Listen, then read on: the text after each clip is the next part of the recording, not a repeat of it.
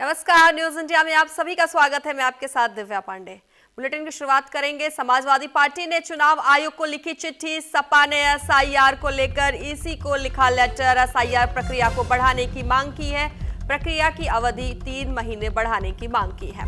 तो बता दें आपको, समाजवादी पार्टी ने उत्तर प्रदेश में चल रही एसआईआर की प्रक्रिया को लेकर मुख्य निर्वाचन अधिकारी उत्तर प्रदेश को एक शिकायती पत्र लिखा है। सपा ने अपने पत्र के जरिए इस प्रक्रिया की अंतिम तिथि को 3 महीने तक बढ़ाने की मांग की है। पार्टी ने मतदाता सूची 2003 के कई मतदाताओं को प्राप्त न होने पर शिकायत भी दर्ज कराई है। तो वहीं समाजवादी पार्टी ने बिहार के बाद उत्तर प्रदेश समेत अन्य राज्यों में शुरू हुई एसआईआर की प्रक्रिया पर विरोध जताया है। बता दें आपको, बंगाल में टीएमसी भी इसके खिलाफ है। ऐसे में समाजवादी पार्टी के प्रदेश अध्यक्ष श्यामलाल पाल ने यह शिकायती पत्र लिखा है। सपा ने एसआईआर की तिथि बढ़ाने की मांग के साथ ही लखनऊ पूर्वी विधानसभा से करीब 1100 मतदाताओं के लापता होने का एक और आरोप लगाया है। ऐसे में टीएमसी प्रमुख ममता बनर्जी ने भी पिछले दिनों चुनाव आयोग को चिट्ठी लिखकर इसे बंद करने की मांग की थी।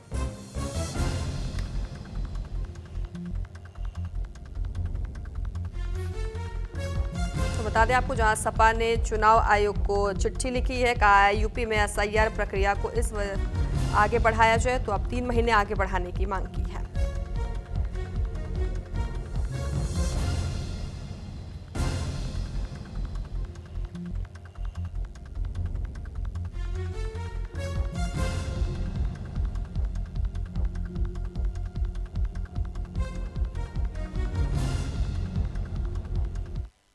तो खबरों में आगे बढ़ेंगे।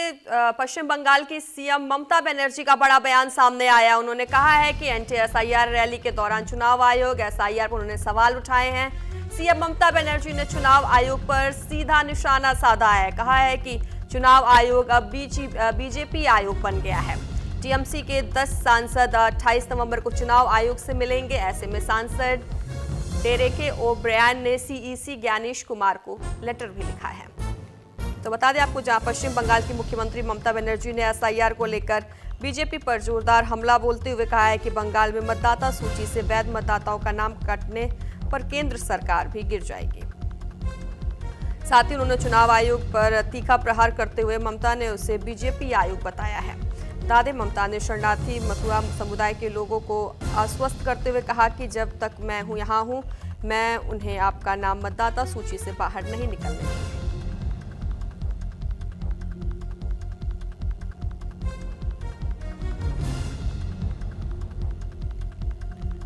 सांसद आपको बता दें, जहां सांसद डेरेक ओब्रायन ने सीईसी ज्ञानेश कुमार को पत्र लिखा है। तो वहीं आपको बता दें, एंटी एसआईआर रैली के दौरान चुनाव आयोग एसआईआर पर सवाल उठाए गए हैं। सीएम ममता बनर्जी ने चुनाव आयोग पर सीधा निशाना साधा है।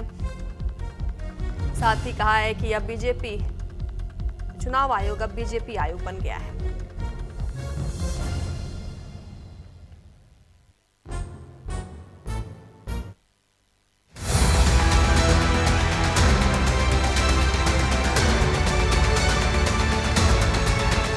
सड़कों पर उतरकर पश्चिम बंगाल के बनगांव में मार्च कर ममता बनर्जी ने चुनाव आयोग और केंद्र सरकार के खिलाफ हल्ला बोल दिया। ममता तब सड़क पर उतरी जब पश्चिम बंगाल में एसआईआर यानी स्पेशल इंटेंसिव रिवीजन की प्रक्रिया चल रही है। बंगाल में एक एक वोटर की पहचान हो रही है, लेकिन ममता बनर्जी ने आरोप लगाया कि एसआईआर के बहाने साजिश रची जा रही है। वास्तविक वोटरों के नाम काटने की साजिश है। बीजेपी अपने दफ्तर में बैठकर लिस्ट फिक्स कर रही है। एसआईआर के नाम पर बंगाल के लोगों को डराया जा रहा है। बीजेपी के इशारे पर चुनाव आयोग काम कर रहा है। इन आरोपों के साथ ही ममता बनर्जी ने बीजेपी को सीधी चेतावनी दी। बनगांव से ममता ने चेताया कि अगर मुझ पर हमला हुआ तो पूरे देश में बीजेपी की नींव हिला दूंगी। চিরকাল সরকারে কেউ থাকে না। 2029 বড়ই ভয়ঙ্কর। তোমাদের সরকার থাকবে না। শকুনি মামারা সেদিন কোথায় পালাবে, এখন থেকে ঠিক করে জায়গা রেখে দাও। আমায় বাংলায় আঘাত করলে, কারণ মানুষকে আঘাত করলে আমি মনে করি আমাকে আঘাত করছে। আমাকে আঘাত করলে আমি সারা ভারতবর্ষ হিলিয়ে দেব, এটা মাথায় রেখো। ইলেকশনের পরে আমি একটু দেশটা চষে বেড়াবো। एक और पश्चिम बंगाल में ममता बनर्जी ने बीजेपी की नींव हिलाने की धमकी दी तो दूसरी ओर एसआईआर को लेकर चुनाव आयोग के खिलाफ विरोध का बिगुल बजा रहे झारखंड के मंत्री और कांग्रेस नेता इरफान अंसारी का बड़ा बयान सामने आ गया। इरफान अंसारी ने लोगों को उकसाते हुए कहा कि अगर एसआईआर के लिए कोई आए तो उसे बंधक बना लेना। आपको घुसपैठिया बना दिया इन लोगों ने, कोई हक समाज में आपको कोई हक नहीं मिलेगा। और बंगाल में से एसआईआर लागू कर रहा है और उसके बाद झारखंड में करेगा। मैं आप सबको कहना चाहता हूं एकदम, अगर कोई नाम आपका काटने के लिए आए, अगर कोई आपका नाम अगर पूछने के लिए आए, वैसे पदाधिकारी को गेट बंद कर दिएगा, ताला मार दीजिएगा, मैं खुलूंगा। एसआईआर को लेकर घमासान छिड़ गया।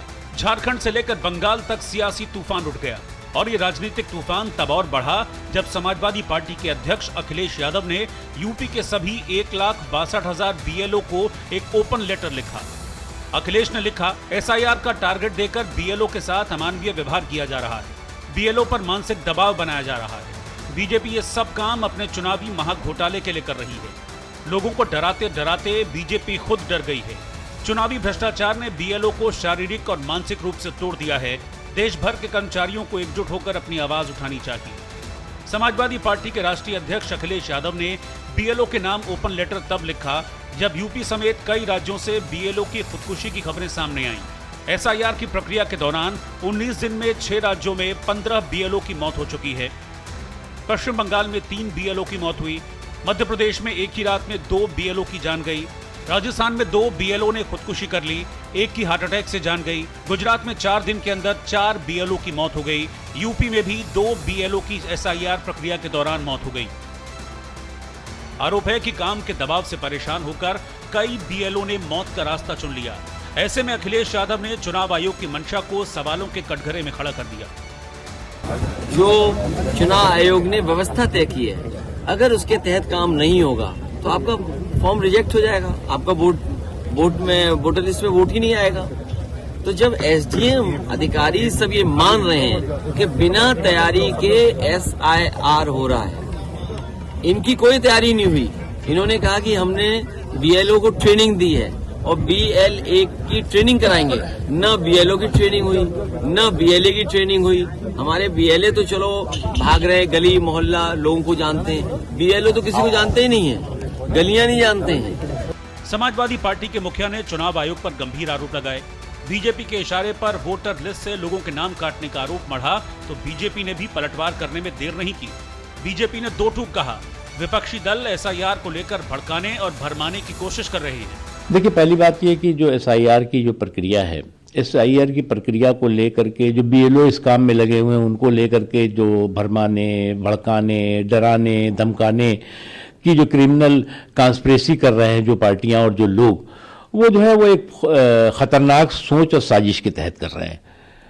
ये जो एसआईआर की संपूर्ण प्रक्रिया है वो पारदर्शी भी है और जो है वो निरंतर चलने वाली प्रक्रिया है। ये जो मतदाता है उनकी सुरक्षा के लिए है, जो अवैध मतदाता है, लेकिन उसको लेकर के कई तरह के जो है वो भ्रम पैदा करने के, काल्पनिक कंफ्यूजन क्रिएट करने की कोशिश, चाहे वो कांग्रेस पार्टी हो, चाहे वो तृणमूल कांग्रेस हो या और है, वो कर रहे हैं। एसआईआर को लेकर यूपी से बंगाल तक आर पार की लड़ाई छिड़ी है, लेकिन सवाल है कि अगर वोटर लिस्ट का शुद्धिकरण हो रहा है तो इससे विपक्ष को परेशानी क्यों है? विपक्ष क्यों चुनाव आयोग की मंशा पर सवाल उठा रहा है? और सवाल यह भी है कि टीएमसी, कांग्रेस और समाजवादी पार्टी जो आरोप लगा रही हैं, उनमें कितना दम है? Bureau report, news India.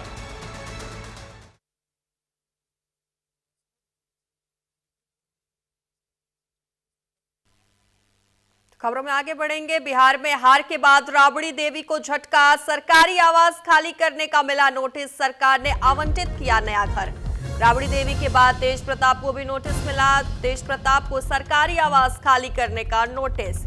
वहीं राबड़ी का बंगला बदलने पर भड़की रोहिणी आचार्य, घर से निकाला, दिलों से कैसे निकालेंगे? रोहिणी आचार्य ने बोला है कि घर से तो निकाल दिया है, लेकिन दिल से कैसे निकालेंगे, जनता के दिल से कैसे निकालेंगे? तो आपको बता दें, जहां तेज प्रताप को सरकारी आवास खाली करने का भी नोटिस मिल गया है, साथ ही राबड़ी का बंगला बदलने पर रोहिणी आचार्य, राबड़ी देवी की बेटी रोहिणी आचार्य, नाराजगी जताई। उन्होंने कहा है कि घर से तो निकाल दिया है, लेकिन जनता के दिलों से कैसे निकालेंगे? तो बिहार में हार के बाद राबड़ी देवी को बड़ा झटका लगा है। बता दें आपको, जहां बिहार भवन निर्माण विभाग ने पूर्व मुख्यमंत्री और वर्तमान विधान परिषद में नेता प्रतिपक्ष राबड़ी देवी को नया सरकारी आवास आवंटित कर दिया है। अब उन्हें अपना पुराना सरकारी आवास 10 सर्कुलर रोड छोड़ना होगा और विभाग द्वारा आवंटित हार्डिंग रोड स्थित केंद्रीय पूल आवास संख्या 39 में जाना होगा।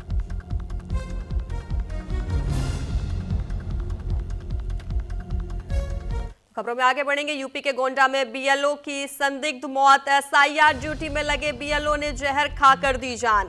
बीएलओ विपिन यादव की मौत के जांच के आदेश। डीएम गोंडा ने बीएलओ मौत की जांच के लिए सीमित समिति बनाई है। आपको बता दें, मरने से पहले बीएलओ का वीडियो वायरल हुआ है। एसडीएम और वीडियो लेखपाल लगातार दबाव बना रहे थे। तो बता दें आपको, जहां गोंडा जिले के नवाबगंज विकासखंड के एक सहायक अध्यापक की लखनऊ में इलाज के दौरान मौत हो गई है। मृतक शिक्षक का नाम विपिन यादव था, जो गोंडा जिले में बीएलओ की ड्यूटी कर रहे थे। परिजनों और साथी शिक्षकों का आरोप है कि लगातार दबाव और मानसिक प्रताड़ना के चलते विपिन यादव ने जहर खा लिया। तो वही मूल रूप से जौनपुर निवासी विपिन यादव प्राथमिक विद्यालय जैतपुर माझा में सहायक अध्यापक के तौर पर तैनात थे, जहां मतदाता सूची एसआईआर कार्यक्रम के तहत उन्हें गोंडा जिले की खेमपुर ग्राम पंचायत में बीएलओ की जिम्मेदारी सौंपी गई थी। ऐसे में परिजनों का कहना है कि ड्यूटी के दौरान लगातार फोन कॉल, मैसेज और अधिकारियों का दबाव उन्हें परेशान कर रहा था।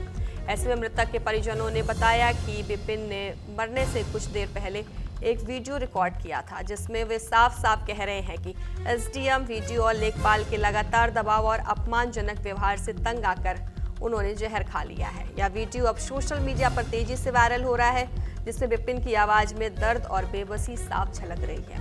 ऐसे में घटना के दिन अचानक तबीयत बिगड़ने पर साथी शिक्षकों ने उन्हें तुरंत गोंडा के एक निजी अस्पताल में भर्ती कराया, जहां हालत गंभीर देखते हुए डॉक्टर ने लखनऊ रेफर कर दिया। जिसके बाद लखनऊ के किंग जॉर्ज मेडिकल कॉलेज यानी कि केजीएमयू में के ट्रॉमा सेंटर में इलाज के दौरान मंगलवार शाम विपिन यादव ने दम तोड़ दिया।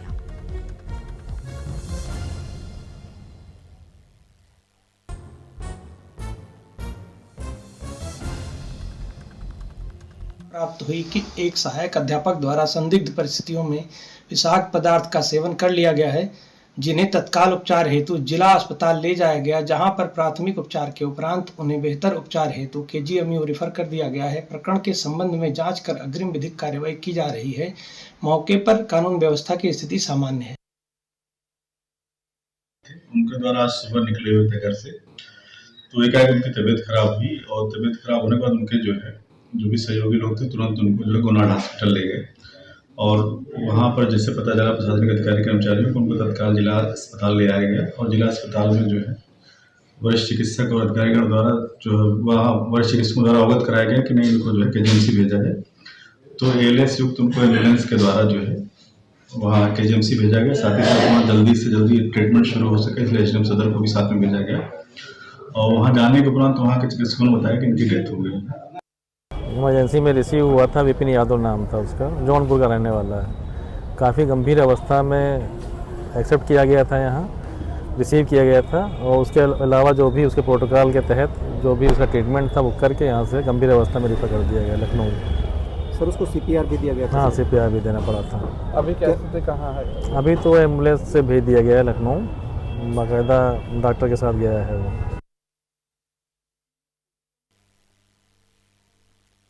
तो एक और विस्तार से जानकारी देने के लिए हमारे साथ हमारे संवाददाता प्रवीण श्रीवास्तव हमारे साथ गोंडा से लाइव जुड़ गए हैं। प्रवीण, गोंडा में बीएलओ ने जहर खाकर आत्महत्या कर ली है, क्या कुछ जानकारी आपके पास?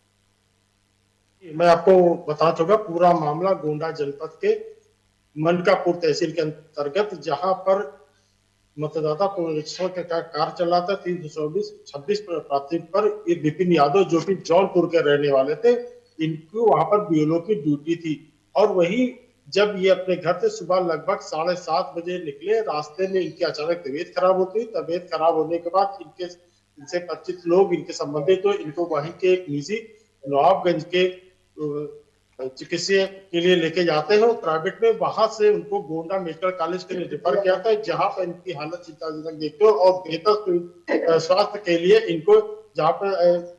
इनको लखनऊ केजीएमयू के लिए रेफर किया जाता है, जहां पर इनकी वहां पर पहुंचने के बाद वहां पर इनकी मृत्यु होती है। वही इसका दूसरा पहलू ये है कि एक वीडियो सोशल मीडिया पर वायरल हो रहा है जिसमें वो अपनी पत्नी से कहते हुए नजर आ रहे हैं, इस काम के दबाव के कारण, अधिकता के कारण मैंने ये जहर खाया है, जबकि विषाक्त पदार्थ खाने की बात हो रही है।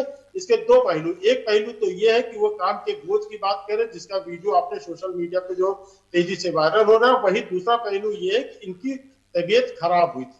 अब दोनों ही विषय जांच का विषय है। फिलहाल जिलाधिकारी प्रियंका निरंजन ने इस मामले में एक कमेटी गठित की है जिसमें सीआरओ और एडिशनल एसपी पश्चिमी को इसमें नामित किया, जो इस पूरे मामले की जांच करके और अपनी अंतिम रिपोर्ट प्रस्तुत करेंगे। ठीक है प्रवीण, खैर विस्तार से जानकारी देने के लिए आपका धन्यवाद। तो फिलहाल रुकेंगे छोटे से ब्रेक के लिए, खबरों का सिलसिला जारी रहेगा। बने रहिए न्यूज़ इंडिया के साथ।